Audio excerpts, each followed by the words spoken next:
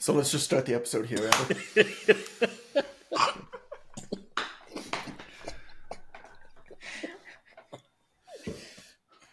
At least what I like about this podcast is that I am not always the greatest fool. I am most often the greatest fool, but I am not always the greatest fool. Not The always. fool dickery seems to move around the circle. Usually not on Amber, although today I would say that she's probably second in the foolish department. Yeah.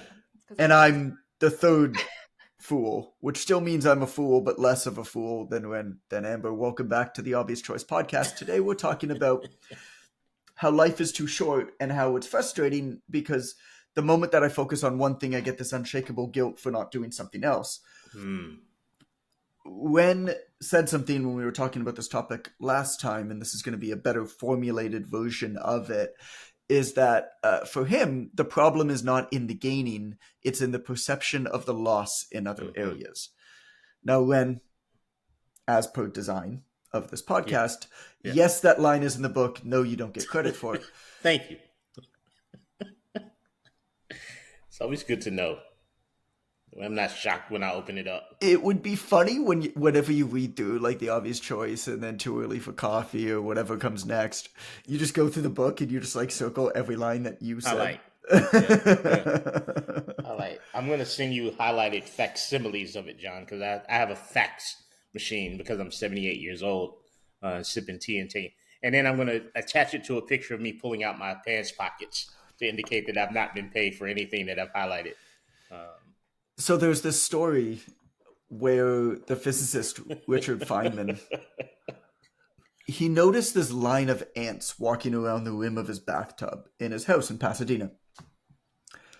And he was surprised that the ants formed a straight line like to their destination. So they were perfectly efficient. And they formed this perfect straight line back to their destination. And so he decided to do an experiment because he's like, how are they communicating? They're not talking. Like, how do they know who to follow and how to walk in this perfectly straight line? So he did an experiment. So Feynman then placed a lump of sugar on the opposite side of the bathtub, far away from the ant's path. And eventually an ant found the sugar and returned back to its nest. Feynman tracked its path then with a colored marker, and what he noticed is that that ant's path was wiggly. It was full of errors. It was not a direct, efficient path. Then another ant went for the sugar. And again, Feynman tracked its path back to the nest, but this time with a different color marker. And it still wasn't straight, but it had fewer errors than the first. Feynman repeated this process 10 times, noticing that the last few ants formed an efficient and straight line along the rim of the bathtub to the sugar and back to the nest. We now know that ants have basically this pouch in their stomach that secretes something in the air, like a chemical kind of endorphin in the air. Pheromone, that's the word I was looking for. That secretes a pheromone into the air, and other ants then follow that pheromone. And so what happens, of course, is the stronger the pheromone signal, the more ants follow that path, and it's a self-reinforcing loop. The more ants follow a path, the more ants know that there's the path, the more ants secrete the pheromone, more ants then start to follow that path. That's how it works. It's something like sketching, Feynman wrote. You draw a lousy line at first, then you go over it a few times, and it makes a nice line after a while. That's life. That's how you design a good life. You sketch. You draw a lousy line first, then you keep going over it until it gets good. When I returned home after my first winter away, this is back in 2012, I was surprised at how little had changed. The same people at home were worn out in the same ways. All of them had been trying to improve their fitness, their relationships, their careers, and yet 6 months later, nothing had changed. In South India, they used to use hollowed out coconuts as monkey traps. It'd have a big hole. It'd have a hole just big enough for a monkey's hand to go into it, and then the coconut would be chained to a stake. Stake, not snake. The monkey would then reach in and grab rice, and then couldn't get their hand out. It would get stuck. All that the monkey needed to do in order to escape was to let go of the rice, but it couldn't let go. Life wasn't bad for my friends at home, but it wasn't good either. They were stuck in a trap of comfortable complacency. All they had to do was let go, but that's hard to do when your grip inside of the monkey trap is too tight. The way I look at it, simplified, we have three competing priorities: money, health, relationships.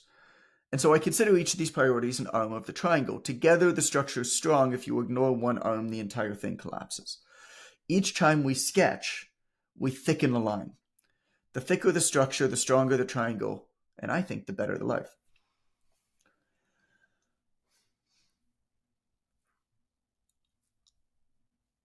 Toronto's a Personal. hustle culture. What were you going to say, Ren? That was a long bath. It was a long pause. Oh, long bath. He spent a lot of time in the bathtub with those ants. Spent a lot of time watching those ants in the bathtub. It was, There's it was something gone. about just being observant, isn't there? And just watching like natural shit that happens all around you and being like, there's actually something kind of interesting about that. Like, I wonder why they do that, or I wonder what I can learn from that. Or I think about that all the time as I like look up at the big tree on our property, or um, even just talking to people, like random people who you live close to. You're like, it's actually some interesting stuff. Like there was a family that Allison said to me. She's like, "Oh, a new family moved into that house. There's like kind of like a big house around us that's always up for rent. We had very very good friends who lived there, and they moved out, and the house is up for rent. Our friends don't own it. I don't know who owns it, but it's like kind of a mansion. So it's like $8,000 a month to rent. Like it's not, so you're not just going to like move in there for a couple weeks. You know what I'm saying? It's a yearly rental." And so she said, "Oh, a new family moved in. I met them. They seem really cool." And we were biking to school, and she saw them driving back in. So we waved, and I had my bike helmet on. I'm like, oh, of course, the first time I meet these people, I'm wearing a dorky bike helmet. But we waved to them and said hello. So I kind of saw what they looked like. And then we were at the park later on that night, and they were there with their two kids, and so I went over there. I was like, oh, properly introduce myself, and I'm talking to him, and the dude plays for the Toronto Raptors. Like, it's just like, oh, okay, that's pretty cool. But not only does he play for the Toronto Raptors, he's also the vice president of the NBA Players Association. Mm. So he's like a crazy veteran. And so just in talking to this guy, I was like, okay, this dude was undrafted to the NBA, made it to the NBA, which is a huge feat upon itself. He's played for 11 different teams over 15 years. And he's actually had a pretty good career. Like, he had some years where he was averaging 10, 11 points a game, played in, 60 games a year. And now he's a real veteran of the league. Like, he's a real storied player, a veteran of the league. It's like, it's just a dude playing at the park. Now, I mean, perhaps an extreme example, like an NBA player now lives across the road from me. But it just shows you what happens when you're just like, oh, somebody new moved in. I'm going to learn about them. Okay.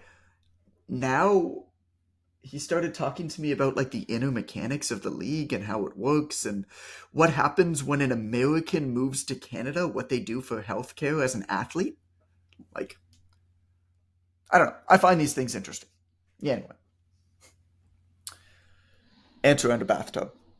You can learn a lot more by observing what's around you directly and thinking about it often than you can from random people on the internet that act as fools on podcasts.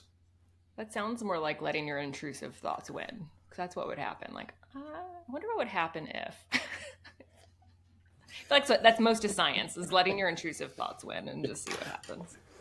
We have a family who lives right across the street from us. So Alice and I have a rule that we have dinner with at least one friend or neighbor every week.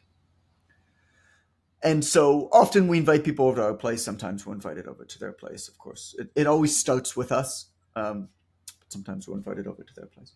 And so these other folks who were over a couple weeks ago, um, she told us, she's like, I have a real problem. Because in order to remember who people are and what their names are in the neighborhood, I tend to make up stories about them. And then I forget what's real and what isn't.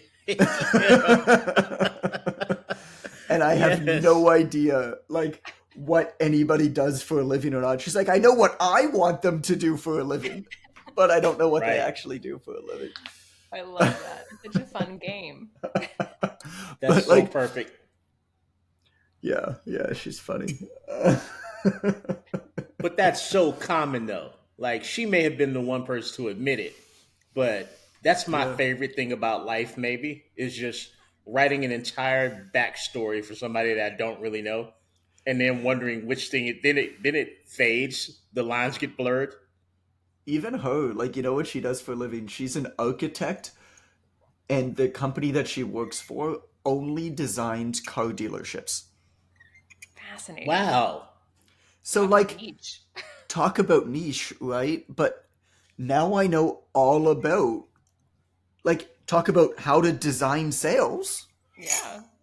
I mean, how do you design a space for different types of car dealerships? Because think about it. A Subaru dealership is going to be very different than a Mercedes dealership. Yeah. Because of the type of person who's going to walk in there. Super Mercedes dealership is all windows. I think we all know that. It's just still windows. But even, like, how do you decide? So where we're at, there's a lot of car dealerships off of the highway, like the fancy ones, and they often have like a car outside encased in glass or whatever to get your attention. It's like a billboard. And so what car do they decide to put there and why? Because it's not going to be their nicest car. That's awesome. All this stuff, right? Ants walking around a bathtub. Anyway, Toronto's a hustle culture, right? People who live here are trying to get ahead. And so my weeks when I live in Toronto are full of professional social responsibilities, like I just laid out. My week this week, man, there's something like every single... I think tonight there is something. Every single night there's something this week. I just got back from speaking in Edmonton, where Ren and I were hanging out. And then last night, there was some damage to my parents' condo, so I, of course, walked over to my dad's because I could walk over to my parents, which is the best personal decision I ever made in my life. Mm-hmm.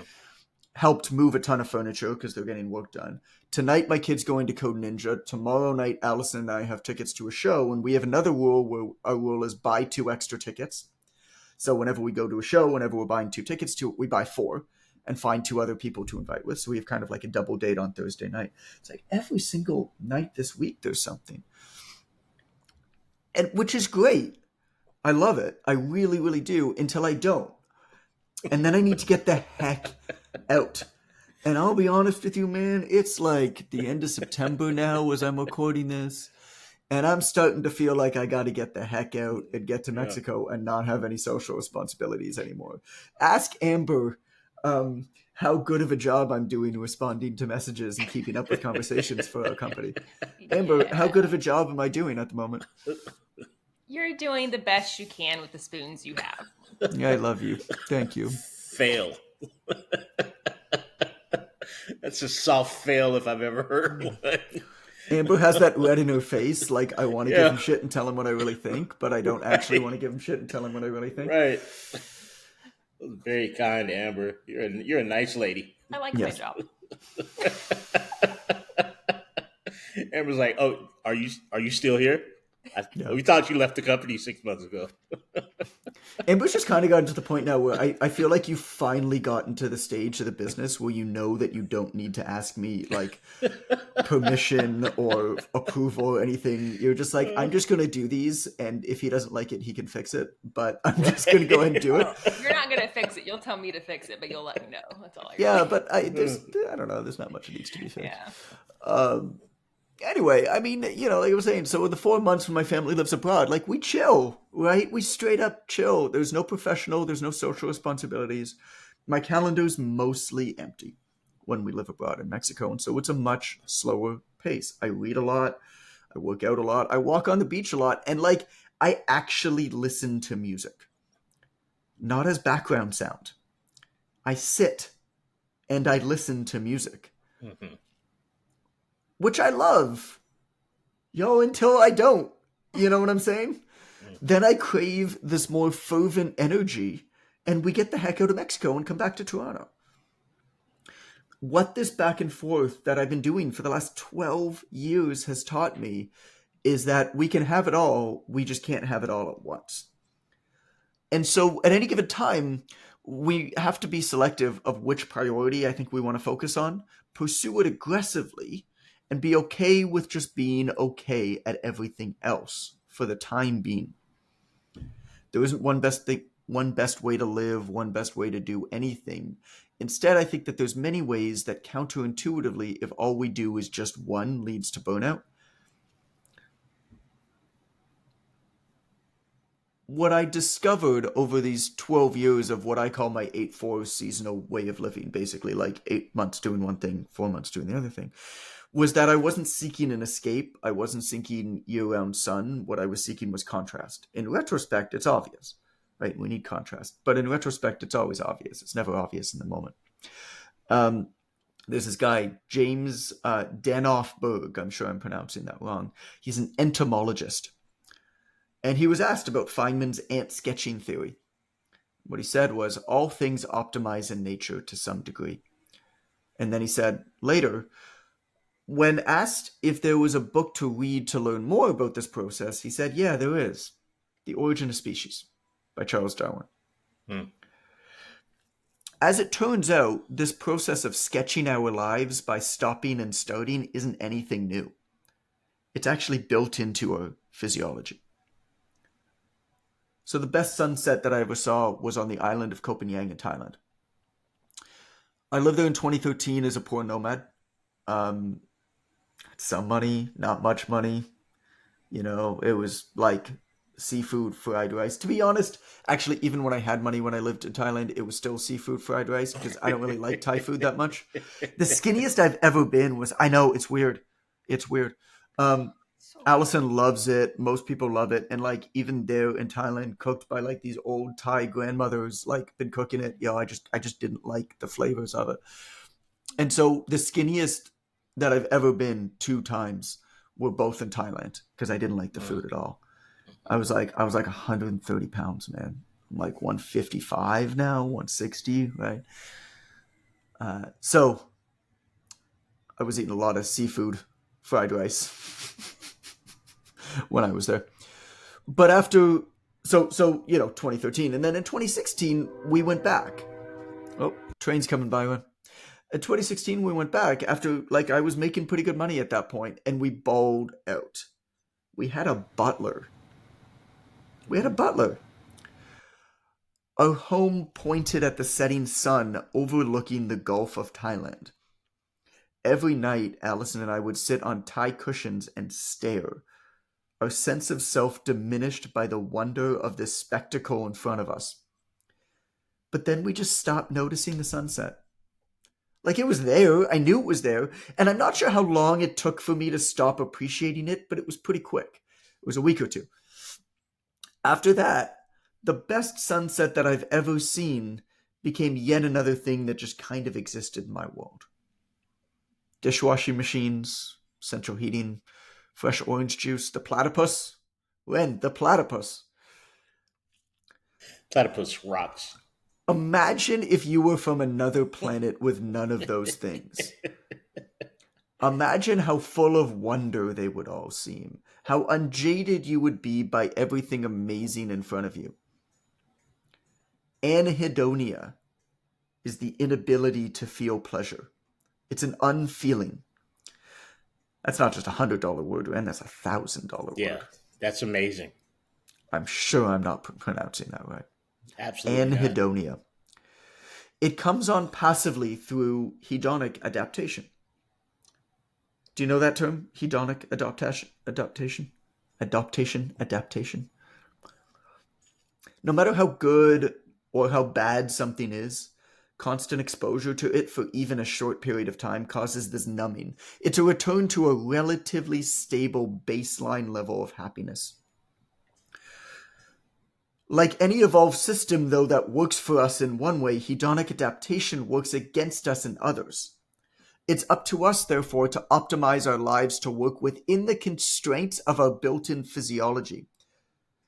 Opposing it is a ridiculously foolish endeavor. Anxiety isn't the problem, it's the symptom, wrote John Deloney. Deloney, I think Deloney.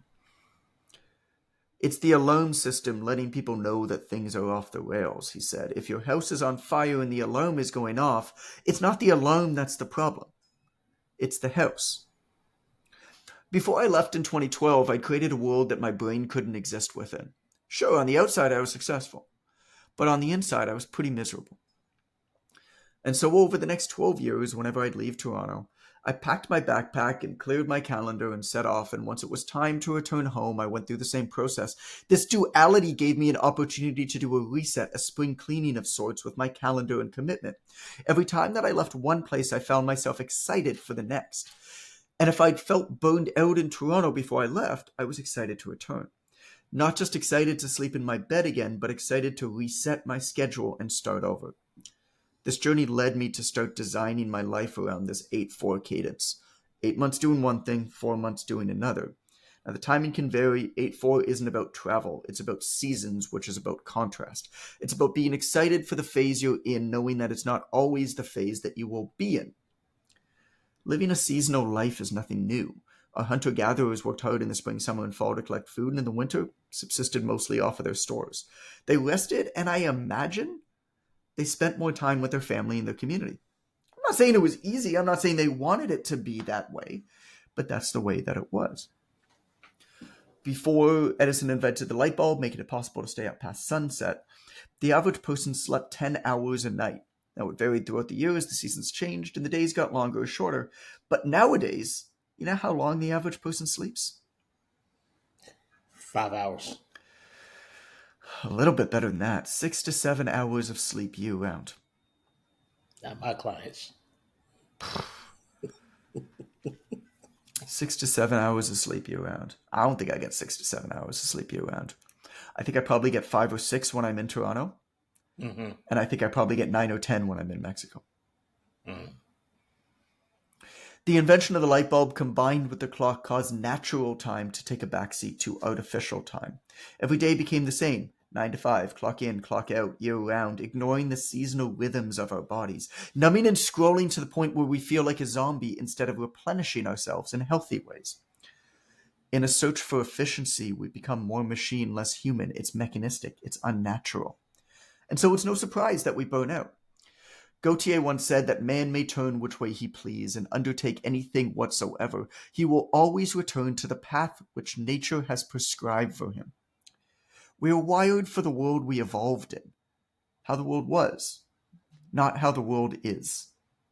We're wired to have seasons, stops, starts, periods of work followed by periods of rest. Without contrast, we're blind. The dark is how we see the light. It's natural to work hard and go all in on one thing, obsess over it, and get tired. Tired is good. But then you need to rest, recover, and sketch a different line, renewing your energy like a sprouting spring flower in early May. Boredom exists because the clock created artificial time and removed the seasonality we've been hardwired to crave. This, combined with too much stimulus of the same kinds, the same routine, work, people, and pleasures, extended over long enough periods of time, leads to a lack of appreciation for even the greatest things. Stephen Covey, the author of The 7 Habits of Highly Effective People, wrote about big rocks. You've heard this 1,000 times. The idea is simple. Imagine your life as a jar filled with rocks. There are big rocks, small rocks, and grains of sand. The big rocks get placed inside the jar first, followed by the smaller ones, and finally the grains of sand poured in to fill in the cracks. Well, nature abhors a vacuum. If there is an empty space, physically, metaphorically, or temporally, we fill it. Addition is natural, subtraction is not. This is why, over time, responsibilities add up, commitments compound, and the stuff we own tends to own us. I said earlier that we start traveling to learn about the world, but continue because of what the world teaches us about ourselves. What the world taught me is that when you start and stop, in my case, literally packing up and leaving, it's a forced time to reassess your priorities, your big rocks. It's a time to focus on the things you've decided that for this season you're maniacally pursuing. If you want to go to bed tired, not exhausted, ready for sleep, but excited to get back up and do it all again, the question you must ask yourself is not whether you should have seasons, but how. Hmm. I think I'll stop there and keep going. I've got a question, John. Speaking on behalf of the audience, Go on. I expressed my fear of not really FOMO, but maybe FOMO. Not what I'm gravitating towards, but what I might be missing.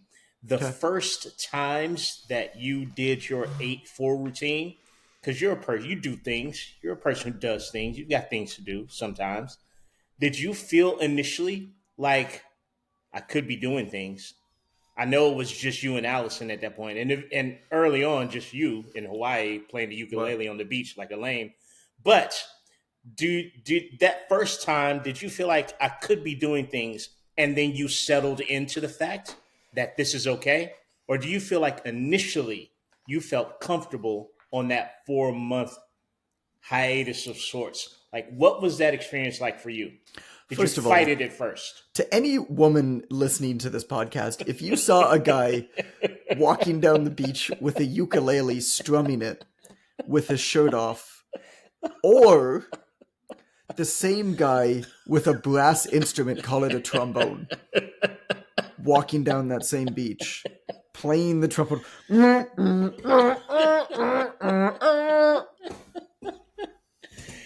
You were playing that updated version of Somewhere Over the And Rainbow. both of these men looked at you.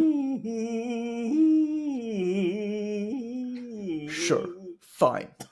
And both of these men stopped their instrument when they saw you approach, looked at you, gave you a wink with that gun and a little...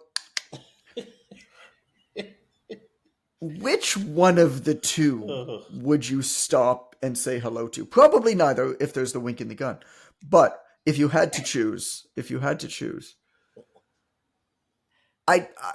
it's not the brass instrument, man. I don't want to make any sweeping racial generalizations here, John, but Sure. blacks don't ukulele. I'm just going to throw that out to you. You know what Dr. Cliff Huxtable's dad did? The grandfather of college. He was a trombone Wait, player. Amber. Ask a black guy, please.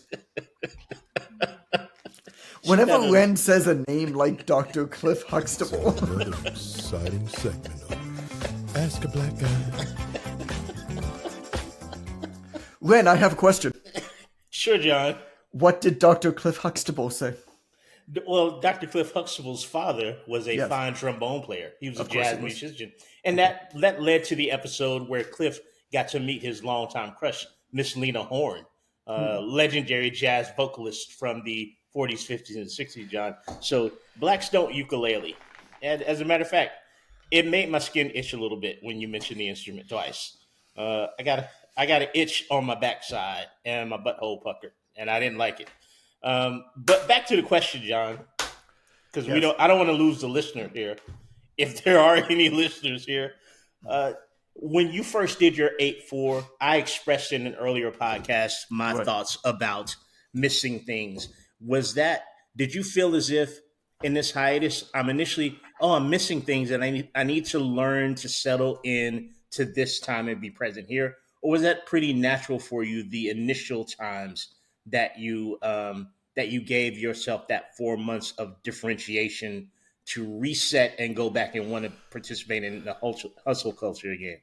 Was it hard for you to do that initially? Yeah, I mean, my honest answer is I don't know. Like, this was 12 years ago now. So long ago? Yeah. My guess is that, I mean, I everything that I'm doing now is creating a post-narrative, trying to make sense of things that happened to me. Right. Not necessarily that I set out and did. Over the years, I began to recognize the value of it and what it was doing to me and how much I appreciated certain aspects. And this idea of stopping and starting, of picking up and letting go is perhaps the greatest single thing that all of those years of exploring and travel has taught me and has given me. It makes me so much more aware of my surroundings, so much more appreciative of my surroundings, of the people that I'm around, of the things that I own. of where I am living at that time to take advantage of the things that are special about the places that I'm living. Even our neighborhood park, I'm excited to get back to and hang out with. It's not something that I set out for, though. I wouldn't have known it at the time, and I don't think that I knew it the first couple years. I definitely remember that moment that I spoke about earlier today, where I came back after these 6 months of like transformative change, Mm-hmm. and I was like, everybody's the same. My buddy is still bitching in the same way about his boss that he doesn't agree with. My other buddy is with that girl who he doesn't really want to be with, but it's just easier to keep being with her than not being with her, and so he hasn't done anything about it. It's But cheaper he's to not keep her. happy. Yeah. So Cheaper to keep her. Yes, So, cheap, so I cheaper to keep definitely her. cheaper to keep her. Don't be the Yeah. creeper. If you're It gonna is. It's keep just her, cheaper. it's It's just cheaper. cheaper. And that's not sexist at all. No. Cheapen him to keep him. Doesn't work the other way. Yeah, that's fair. So I definitely recognize that. 100% I recognize that. Like, first year I came back and I was like, yo, like this, I needed to leave to be able to see what was going on here.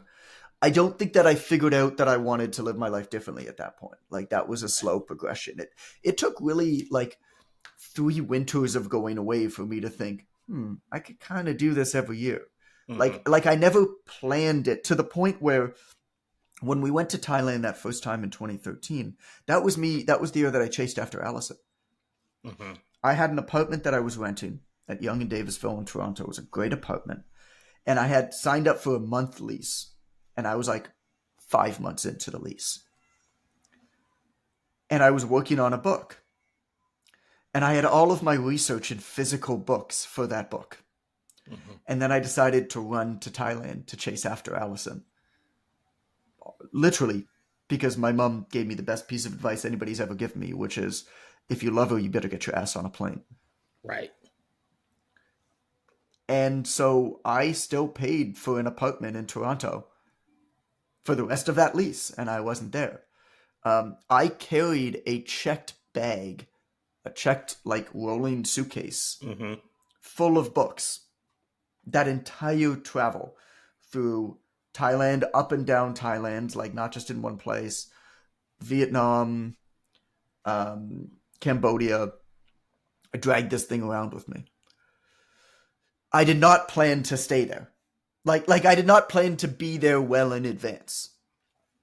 Mm-hmm. And then I was with Allison, and she was like gonna be a doctor, and how is that going to affect our life? And of course we can't go away for the winters, and so we just decided like maybe we'll just do this for 1 year and see what happens.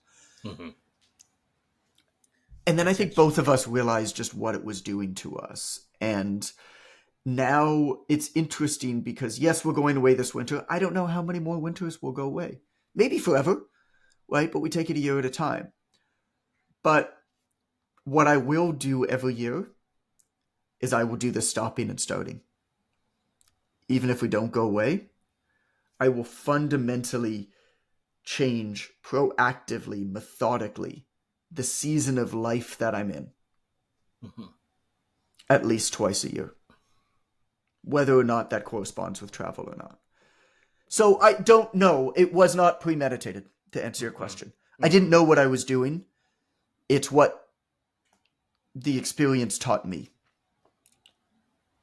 And that's why I think it's good to teach it to others, because it took me years to learn it, and I had to spend a lot of money and travel to a lot of places to figure it out. Yeah. 5 Rest Friday had the word platypus in it. I confronted John about that in Edmonton. I said, did the newsletter have the word platypus in it today? Yes. He said, yeah. I've got a pitch for you, John, since you're on book 2. Book 3, Coffee Table Platypus book.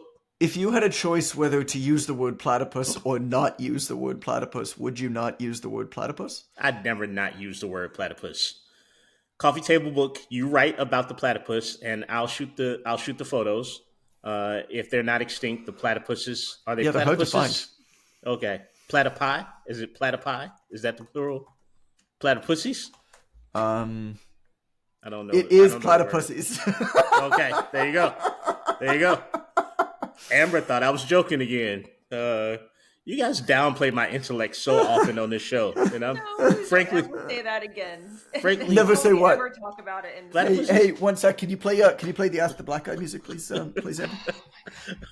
Ooh, a question. I love questions. Go ahead and play my joint, Amber. Go ahead, play it. Play it.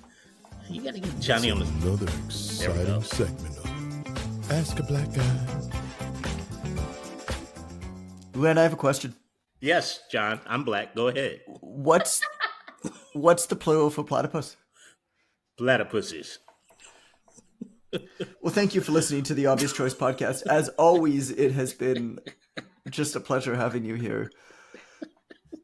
If you're looking for another episode to listen to, I'm going to recommend you check out episode 264, the Stop Playing the Look at Me Shirtless game.